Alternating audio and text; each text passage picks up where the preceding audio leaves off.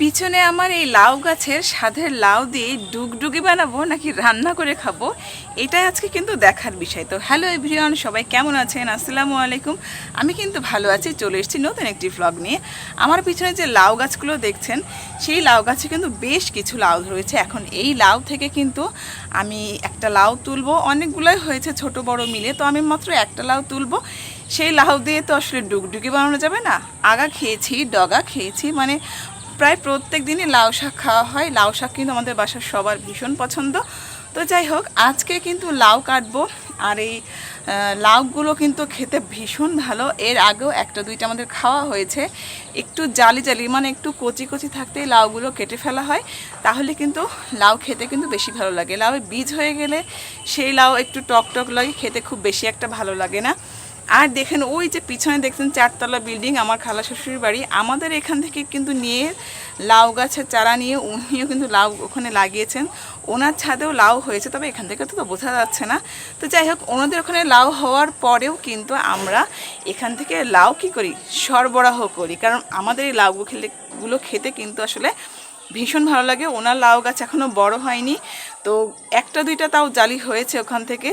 তো সেইগুলো এখনও ওনারা খেয়ে পারেননি, যার জন্য আমরা এখান থেকে নিয়ে যাই। তো যাই হোক, চলো আজকে আমাদের লাউ কাটার ভিডিওটা তোমাদের সাথে শেয়ার করি। নিজেদের সবজি ক্ষেত থেকে সবজি তুলতে কিন্তু বেশ ভালো লাগে। আমি আমার জীবনে কখনো সবজি গাছ লাগাইনি, তো আমার বর খুব সুন্দর করে অনেক সবজি বাগান করেছে। তো সেখান থেকে কিছু কিছু আর কি কেটে ফেলা হয়েছে, বর্ষায় অনেক ডুবে গেছে পানিতে। আর লাউ গাছটা ছাদ করা হয়েছে, সেখানে বেশ কিছু লাউ ধরেছে। আমার শাশুড়ি তো সেগুলো কেটে ফেলতে যাচ্ছিলেন, কিন্তু দেখা গেছে যে সেখানেও বেশ কিছু লাউ ধরেছে, আরও ফুল এসছে। চলুন তোমাদেরকে সেগুলো দেখাই। আর এছাড়াও লাউ গাছে পোকা দমনের জন্য একটা খুব সুন্দর একটা টেকনিক অবলম্বন করা হয়েছে। ম্যাক্সিমাম মানুষই কিন্তু এগুলো করে থাকে। চলো তোমাদেরকে সেগুলো দেখাই, এসো। এই যে আমাকে এই যে এখানে এর ভিতরে পোকাগুলো থাকছে, আর এই জন্য লাউ গাছে পড়ছে না। আর এই যে আমাকে শুরু দাও, এখানে দেখো, এদিকে এসো, এদিকে এসো। ক্যামেরাটা দূর থেকে ধরো, তাহলে বুঝতে পারবে। দূর থেকে ধরো, তাহলে বুঝতে পারবে। এই যে দেখা যাচ্ছে। আর এদিকে লাউ দিয়ে ডুগডুগি বানাবো বলে লম্বা লাউয়ের পরিবর্তে গোল একটা লাউ কাটতে এসেছি, কিন্তু আকাশে ছিল মেঘ, যার জন্য ফিসফিস করে বৃষ্টি শুরু হয়ে গিয়েছিল অলরেডি, এবং ক্যামেরাম্যান খুব ভালোভাবে ক্যামেরা করতে পারছিল না, তাই আমার লাউ কাটার ভিডিওটাও খুব ভালোভাবে বোঝা যাচ্ছিল না। আমি বারবার বলছিলাম যে জুম করো, নাহলে যেভাবে হোক ভালোভাবে ক্যামেরাটা করো, যেন আমার লাউ কাটার ভিডিওটা খুব ভালোভাবে দেখা যায়।